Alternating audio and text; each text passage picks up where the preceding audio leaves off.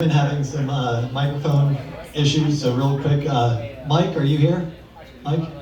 There you are, in the back. Okay, Mike Cook. You have issues too. Okay. Well, that was my mic check, so I just wanted to get that out of the way. Oh.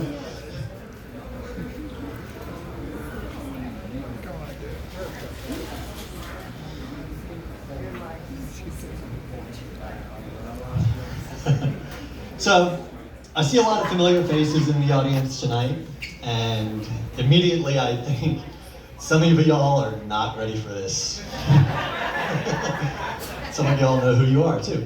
But I do want to thank everybody for coming out tonight, especially in the weather. It means a lot to me.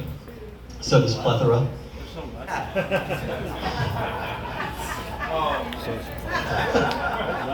If you didn't like that one, it is downhill from here, folks. You might notice a theme in tonight's show. A lot of you are probably thinking it's going to be like puns and dad jokes, and you'd be half right. But honestly, the theme is undiagnosed ADHD, because I'll be jumping around like a House of Pain song. Like, hey, nice shoes. Hey, squirrel. As introduced, I am Adam Morley. You may know me as, or you may know me from one of my many hats that I wear, co-owner of Janum's Fish Camp down in Crescent Beach. It's a bait and tackle shop down there. We also do oyster roasts, had one last night. I do have some oyster jokes, but I'm going to be shellfish and not share them. Oh, yeah. Get out. You're all like, oh, shucks, but we want to hear them.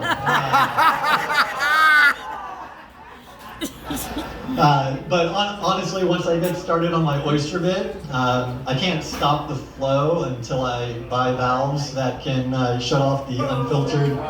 Somebody got that, I'm impressed. Until I shut off the valve of the stories and tales about oysters. And let me tell you, I have got some cocktails that will make you clutch your pearls. Easy now, crowd work makes me clam up. I'm also a dance instructor. A lot of you didn't know that, but anybody want to see my magic mic routine? Oh yeah! There it is, look. Oh, were you all expecting something different? I'm also a environmental leader here locally, which has led me to become a very persistent candidate for state representative. In fact, I have ran and lost and ran and lost and ran and lost. One more. And ran and lost, thank you. So many times that, it's, the way that I look at it is that it's not a marathon, it's a sprint. And now it's a running joke. That's the only political joke that I know, but if I get elected, I'm sure I'll meet some more in Tallahassee. Since it's supermajority Republicans, there are plenty of political jokes out there. Right now, some of you are thinking, oh shit, shots fired, but it's okay. Like I said, it's a supermajority of Republicans in Tallahassee, and they don't care where or when shots are fired. Oh Now, yeah.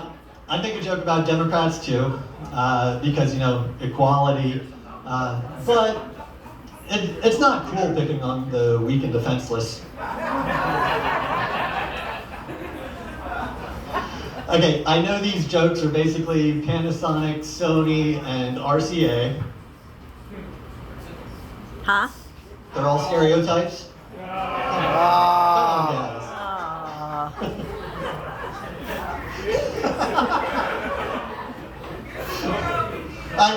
I still probably, it's still probably not the best idea or campaign strategy to alienate both major parties in the same set, but if it unites folks for a moment of laughter, I'll take it as a win. And, I need to take the wins where I can get them, since I can't seem to win an election. I'm also a captain for Old Town Party Boat, hence the party captain hat. Party, party, party. I actually brought my uniform here tonight as well.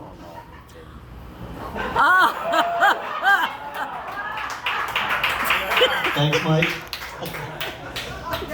If there's any ladies that want to go motorboating after the show, let me know. I know a captain. You can't be my first mate, though.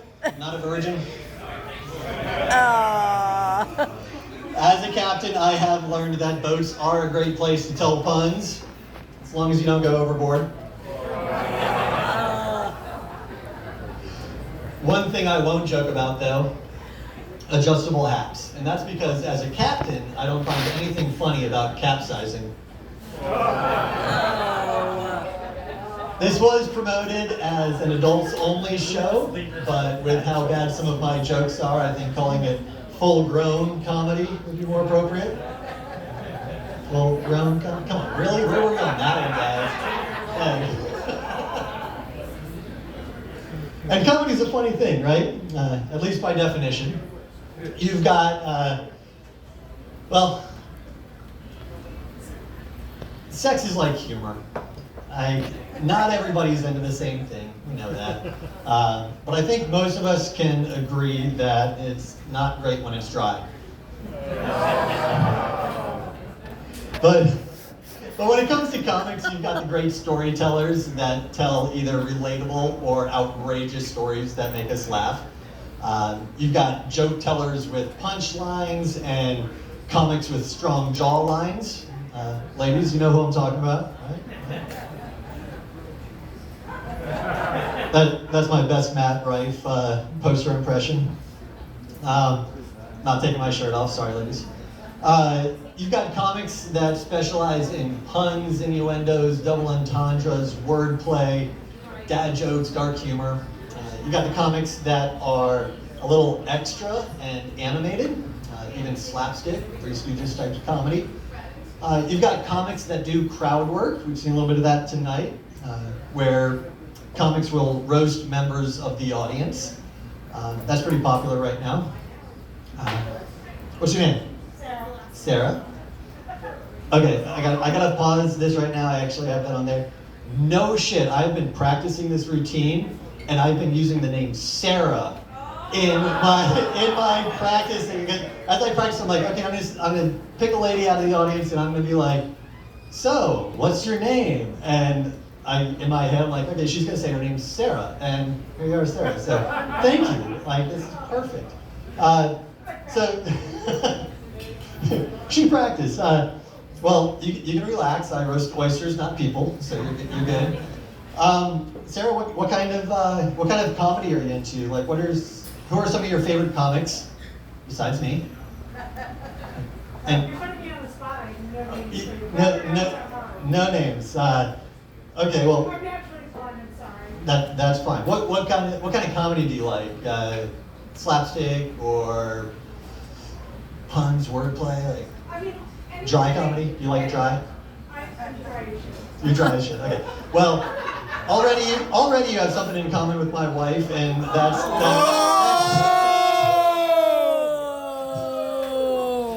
actually is that you're both going to be disappointed with my performance tonight, but it worked out perfect.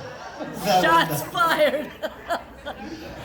So you also have comics that will put plants in the audience to help out with their show.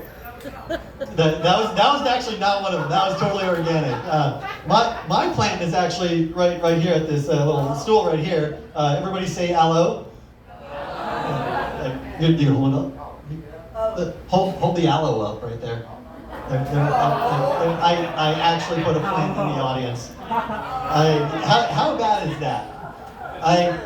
Oh, terrible. Thank you. I also bought props. Brought props. I went all out for this show. Little miniature. By now, you should have figured out that I'm the comic that will be throwing out dad jokes, puns, and innuendos like wives throw out their husband's favorite shirts, but wives put up with their husbands, and all is fair in love and wardrobe. That's right. Mentioned your husband earlier.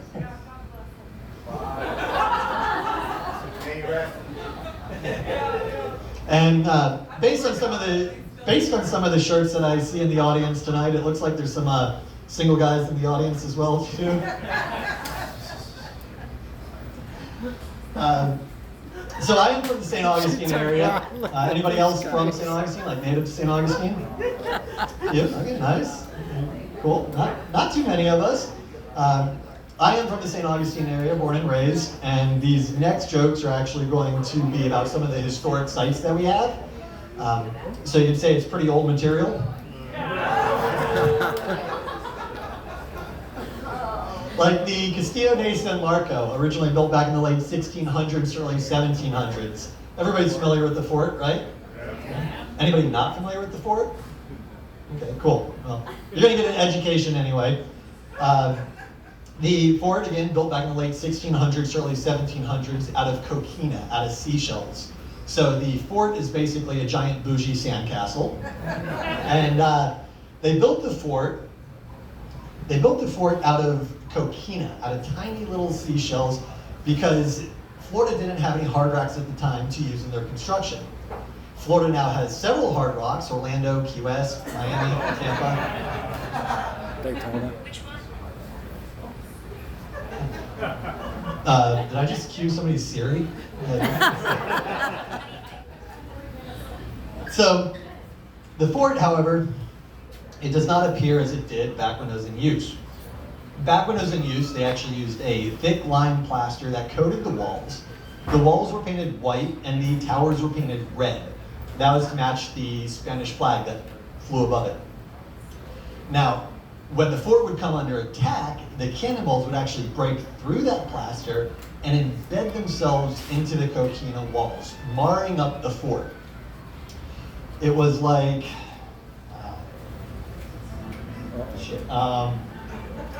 it was like throwing M&Ms into peanut butter. It did very little damage. And, you know, it was the only analogy I could come up with, and peanut butter analogies work pretty good in a jam. Don't like how I sandwiched that in there, didn't you? Da-dum-bum. You have to remember that, like, with puns, any reaction is what I'm looking for. You can groan all you want, I'm here for it. So, anyway, after the battle, they would come out and they'd have to fix the marred areas of the fort. And they would do that by cutting a square block around the cannon wall, and they would remove that chunk and replace it with a new brick of coquina and then plaster over it. So it's very easy to repair. It's also historically accurate to say that the fort celebrated each battle victory by getting plastered.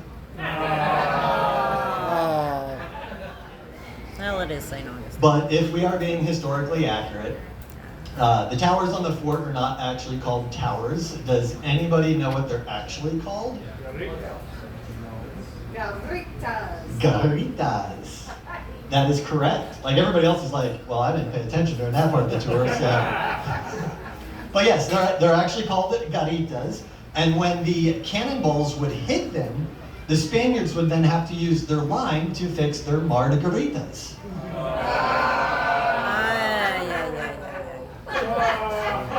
Boom! And off we go! If you don't speak Spanish, that last pun was fire. Another popular landmark we have here in St. Augustine is the St. Augustine Lighthouse. And it is not too soon for this joke, I promise. It's not, I promise. I promise it's not too soon. You went there in your head. The lighthouse was built back in 1874 for the natural inlet, not the current inlet we have today. Now, the inlet is not part of my lighthouse joke, however, it does help with the ebb and flow here. I told that joke in a pun contest. It didn't win. It tied. I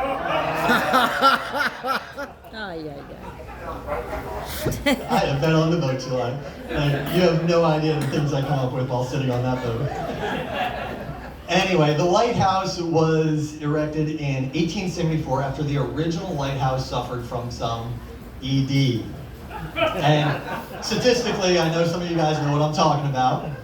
It just kind of flopped over as its beach started getting wetter and wetter. Rising sea levels, historically and scientifically accurate. But I'm not afraid to tell jokes about ED because I've heard all the guys who get offended are kind of soft anyway. Okay, I know I should avoid telling jokes about ED. I mean, after all, it ain't hard.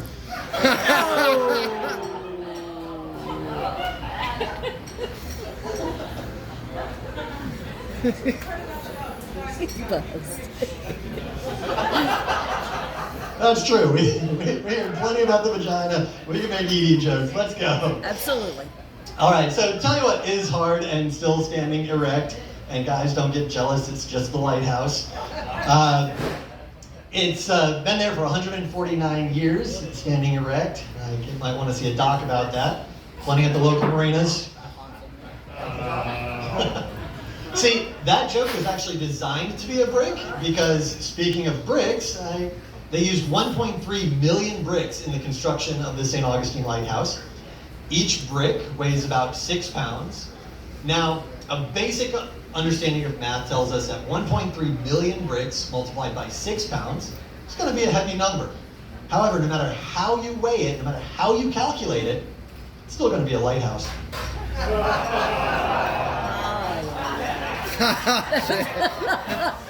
That took a minute.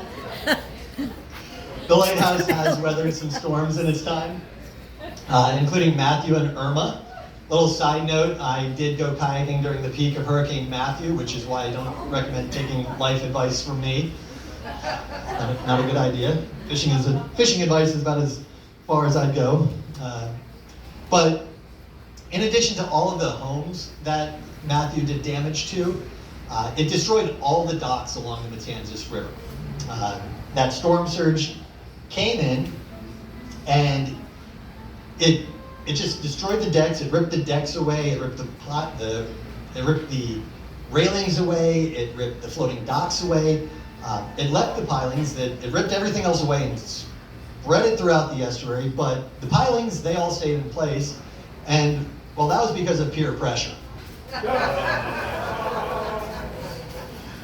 I could keep piling these on, but Jen might dock my pay, so I'll move on to another set.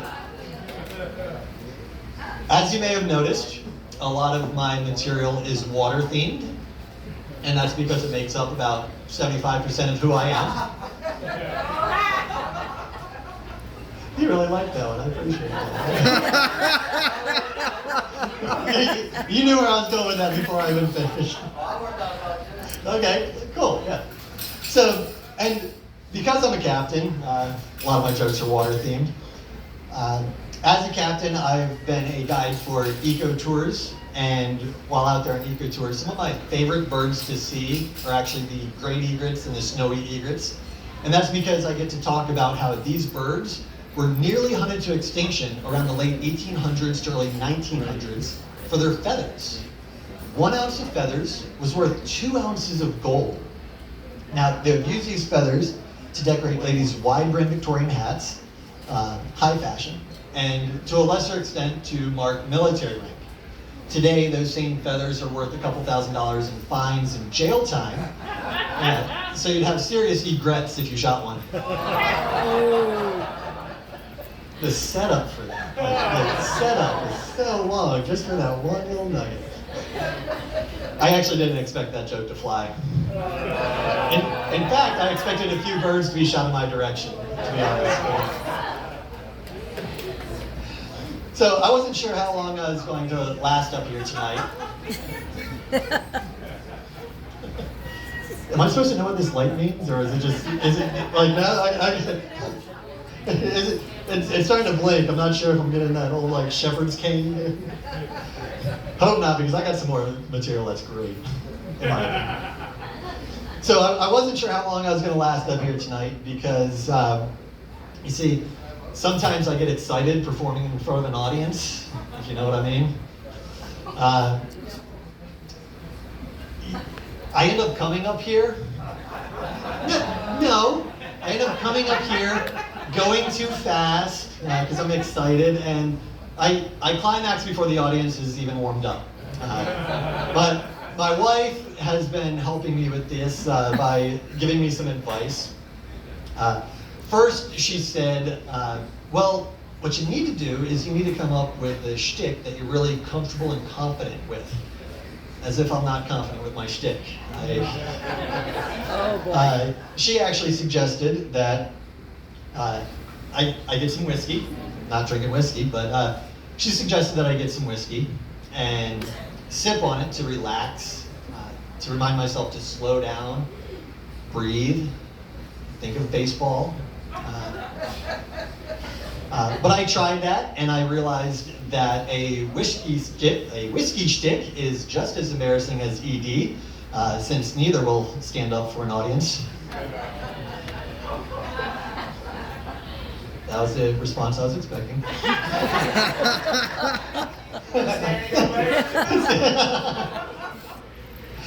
So, since I wasn't satisfied with my whiskey shtick, she tried giving me an analogy instead to help me. And she said, "Babe, comedy is like getting intimate with someone. You've got to warm up the audience first."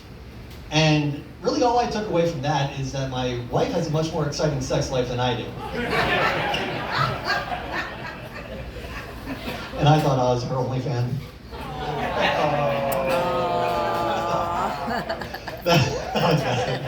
It was. That was Agreed. That's not true though. I'm actually kinkier and cheaper than a $2 garden hose from Dollar General. I'm even into role playing. My favorite role to play is the dead battery. Free of charge and toxic. I'll take one. Hey. I have some weird fantasies too. Anybody else have any of those? Yeah? I don't actually want to hear them. Unless they involve a certain comic that's into dad jokes and puns and innuendos. In which case, see me after the show. I may have just unlocked a new kink for some folks. Because let me tell you, dad jokes after sex, amazing. Now right now, y'all are probably thinking, oh my God, his poor wife. And you'd be right. But I'm gonna be fully transparent here. My weird fantasies lately don't involve her. Sorry, babe. They actually involve ghosts. Anybody here believe in ghosts? Yeah? Okay. So, well, you're not going to wake up the same after this, I promise. Here's one for the superstitious. What if wet dreams are just ghosts fucking with us?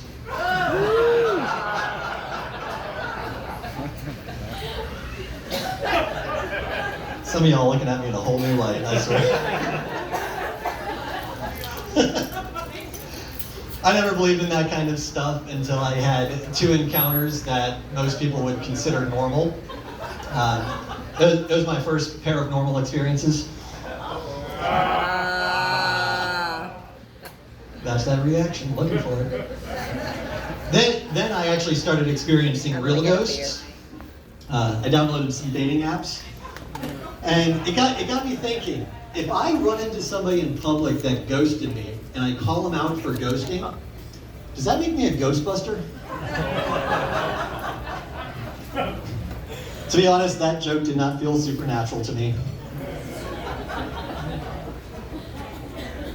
Guess you could say I wasn't the right man to produce it. We got one person that got that joke. So, if you got that joke, congratulations, you're the ultimate nerd. If you didn't get that joke, Ivan Reitman produced the original Ghostbusters. So I wasn't the right man to produce it. Oh, yeah. Doesn't work as well when you have to explain the joke, right? At this point, I bet a lot of you are wondering, why isn't he gone yet? Some people at least surface level knowledge of Ghostbusters. Luckily for you, that is my set. Thanks again, everybody, for coming out. It means a lot to me. So does Mucho.